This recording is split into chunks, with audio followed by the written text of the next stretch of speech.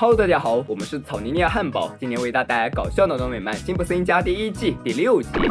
今天新小妹很不开心，就像是患上了抑郁症，一动不动地看着镜子里的自己，水声滴滴答答，就像是流淌着的时间。一道门隔绝了2个世界，没有人知道一个小女孩简单而又复杂的心思。巨大的敲门声打断她的沉思，新小妹无奈又哀伤地叹了一口气，又是自己的父亲，那个从来不在意她感受的男人。他此时还在门外开她的玩笑，这里也不是能让她静一静的地方，那就出去吧，反正待在哪里都一样。辛巴日常上班出门找钥匙，小新日常寻找一切机会戏弄老爸。新小妹无心关注家里的闹剧，也无心吃饭，只是平静地告诉辛巴，钥匙还插在门上。拿着2个蛋糕的辛巴有些抱歉看着眼前的3个人，有1个人不能吃蛋糕了。辛巴和小新一如既往地争执起来，只要有1个人让步，就可以终止这无意义的喧闹。新小妹表示自己可以不吃，她早已习惯了当一个牺牲者。一群小朋友在音乐室里合奏，新小妹吹奏萨格斯为国歌染上了悲凉的气氛。她表示他们的国家就是这样的悲哀，遍地都是无家可归的流浪汉，失去耕地的农夫，还有生病的矿工。老师只觉得他杞人忧天，扰乱整个演奏的节奏。下星期的演奏会并不是给这些人准备的，无可奈何，新小妹只好失望地换了欢快的调子，每天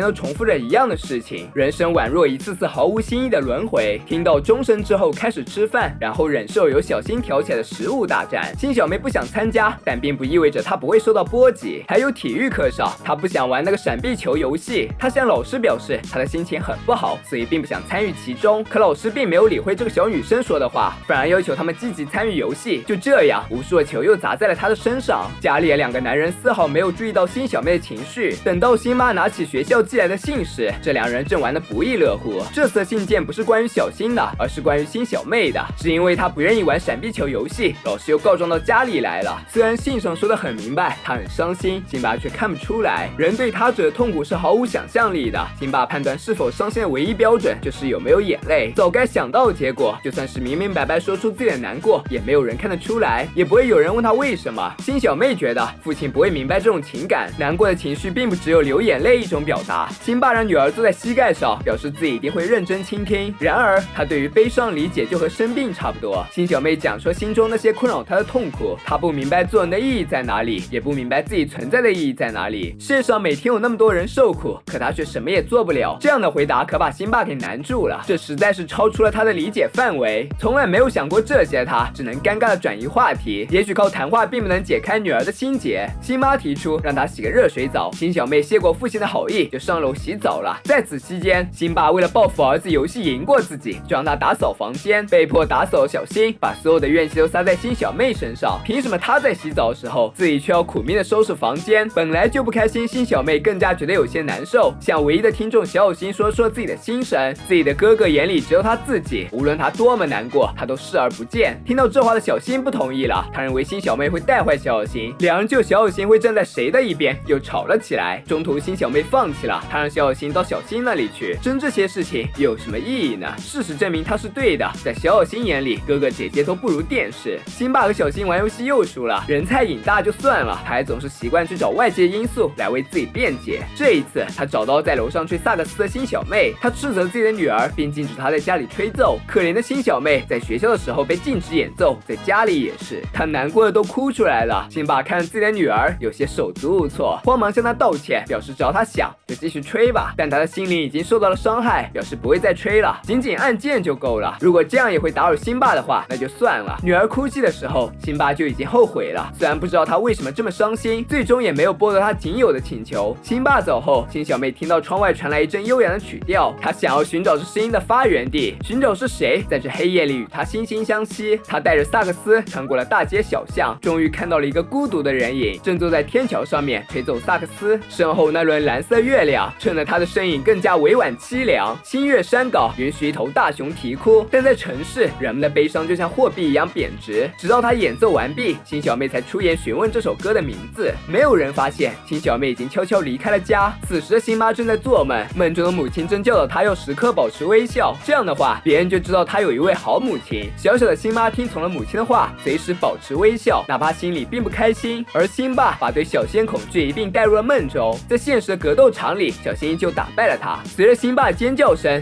辛巴逐渐醒了过来，她十分担心自己的女儿，偏偏自己的丈夫什么也不知道。音乐和音乐之间交流总是格外纯粹，况且辛小妹对于萨克斯很有天赋，她在这个男人的身上也感受到了痛苦，只是她的痛苦源于失去，而她却源于不被人理解的孤独。虽然她并不能安慰她，但音乐也许能帮助他们。他们互相用音乐诉说心中的烦恼，一曲奏毕，辛小妹还是觉得情绪低落。男人告诉她，爵士乐本来就不是让人开心的音乐，它会使人感到哀伤。他向辛小妹约定，如果方便可以去爵士屋找她。话音刚落，辛妈就开车来到了两人的身边，不由分说带走了辛小妹。辛妈在家里急得团团转，这么久过去了，辛小妹还是整天郁郁寡欢。她只能委托自己的儿子能够去让妹妹开心起来。得知小辛来哄自己开心，辛小妹看她又有什么新花样，结果和往常一样，又是打电话给老谋子。她早该想到那些恶作剧的，一言不发跟辛妈走了。在路上的时候，辛小妹有些欲言又止，看着自己的女儿，辛妈决定把自己的人生哲学传授给她。她希望女儿今天能够保持笑容，可辛小妹表示自己并不开心，不开心的人怎么能够笑得出来？辛妈想要说服女儿听取自己的意见，只有笑容才能够让她合群，让她讨别人的喜欢，压抑住自己内心的不愉快，直到彻底忘记。这是她的妈妈曾经教给她的，现在她希望能够传授给自己的女儿。人们似乎总是愿意盲从，好像世上最安全的事就是让自己消失在多数中。为了回应辛妈的期望，辛小妹努力再努力，咧开嘴挤出了比哭还要难看的笑容。到学校了，辛小妹带着勉强笑容来到了同学的面前。一个小男孩命令她帮自己写作业，老师也过来阴阳怪气嘲讽辛小妹昨天的演奏。奇特的动物会被保护起来，奇特的人却遭受排挤。辛妈看着眼前的一切，再也不能忍受自己的女儿被这样对待了。她开车到女儿和这些出言不逊的人面前，直接带走辛小妹。辛妈向女儿坦言，让她压抑自己的情绪是她做错了，她应该有表达自己情绪的权利，不开心就是不开心，没必要对别人强颜欢笑，更不用忍受别人的冷嘲热讽。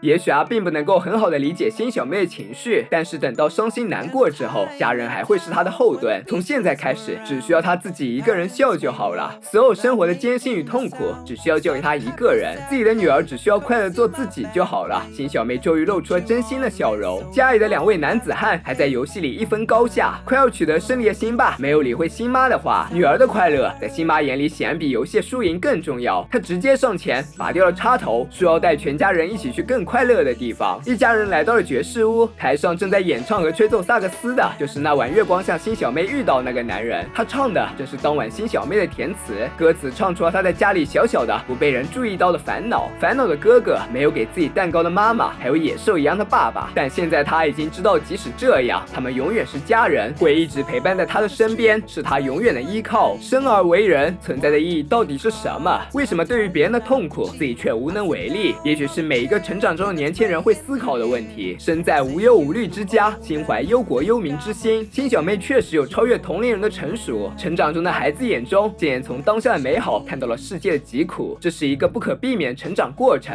就像人类第一次知道了宇宙的浩瀚，自身的渺小时，也曾迷茫痛苦，也追问过人类存在的意义。也许在经历社会的磨砺后，辛爸和辛妈已经不会再去思考这个问题，但他们每天做的事就是在回答它，活在当下，找寻人生的意义，就是不要陷入无穷无尽的忧思之中。虽然天下有太多令人忧伤的事情，但如果总是将它们放在心上，难免把自己沉溺于不可解的悲伤。你没能扔掉的东西，总有一天会成为压在你身上的包袱。要成为一个扔掉垃圾的人，人类存在的意义便是如此，随之这世界的悲痛与残酷，但永远不会停下前进的脚步。